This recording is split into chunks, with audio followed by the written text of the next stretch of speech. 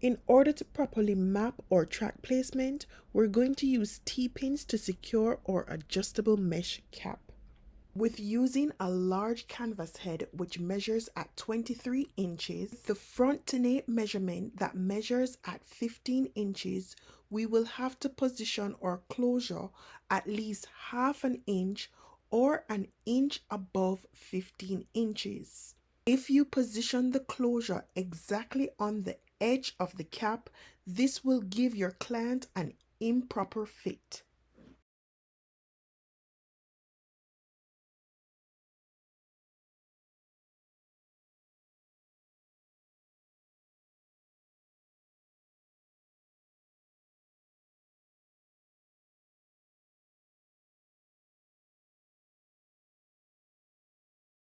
When you're satisfied with the position of the lace, we will now use the soft pins to anchor the lace to the cap. I usually anchor both sides of the lace at the front and then anchor both corners of the lace at the back. It is very important to stretch the lace to the max so that there is no gathering along the edges of the lace. As you can see, our closure is positioned above the edge of the cap so that the wig will not sit exactly on your client's hairline. Ensure that the closure is centered before anchoring the edges at the back, and remember, all sides must be extremely flat.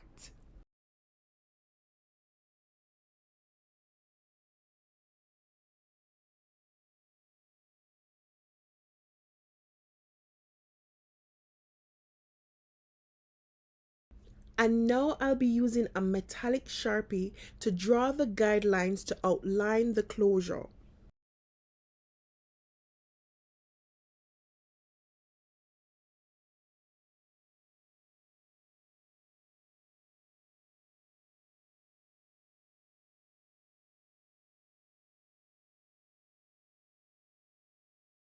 You will also have to put a mark on the closure where you will attach the closure at the edge of the cap. After you've created the guidelines for your closure, you will now begin to map the tracks for your wig. I've done this long enough to know how to freehand my guidelines, which is highly dependent on how many bundles you will be using for your unit. For this unit, I'll be using 3 bundles of raw Vietnamese body wave. I'm measuring the tracks about a ½ inch apart. I love my wigs very voluminous, so I'll be doubling the tracks of the first bundle that is placed at the back of the unit. To ensure that the back is full, I will keep the distance between the tracks a ½ inch apart. And then halfway towards the top of the wig, I will distance the tracks 1 inch apart. Will ensure that the top of the wig isn't too bulky, and it is a safe guesstimate to ensure that you have enough hair to complete your unit.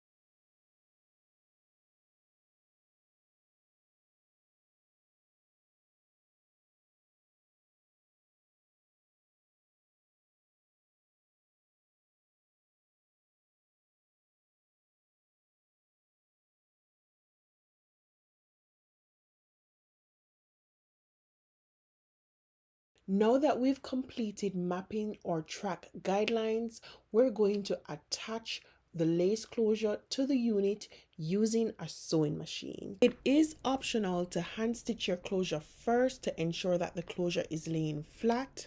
However, we did make a starter mark on the closure to know exactly how to position the closure at the edge of the cap. We'll be using the running stitch with width at 3.5 and length at 2.5. Now we're going to release the presser foot and slide the cap and closure directly under the presser foot at the starter mark. After you've applied pressure to the pedal, it is important to secure the beginning of your stitches with a back stitch. After securing the corner of the lace, you can continue with the running stitch to attach the first side of the lace closure.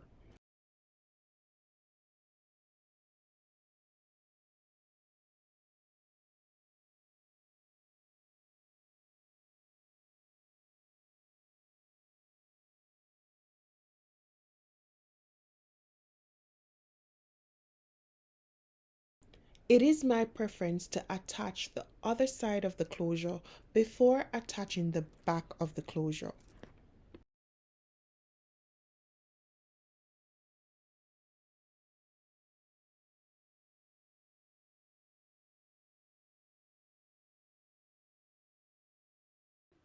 It is very important to continuously stretch the cap to meet the guidelines drawn for the closure. If the closure does not fit exactly onto the guidelines drawn, this means the closure is being attached incorrectly.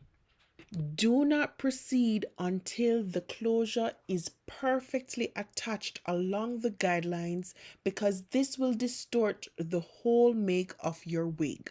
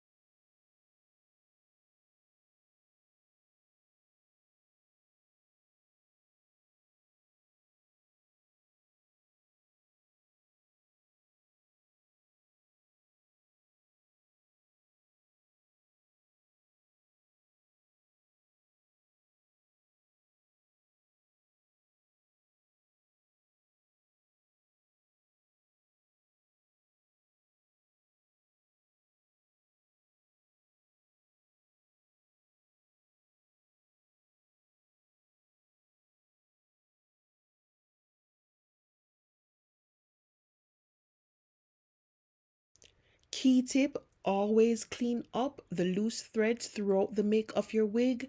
This will give you less work to clean up when the unit is complete. You can now remove the excess material that is below the lace, or you can wait until the wig is complete to remove that excess material. Now that you've completed attaching your closure, we can move on to the fun stuff and start sewing your tracks.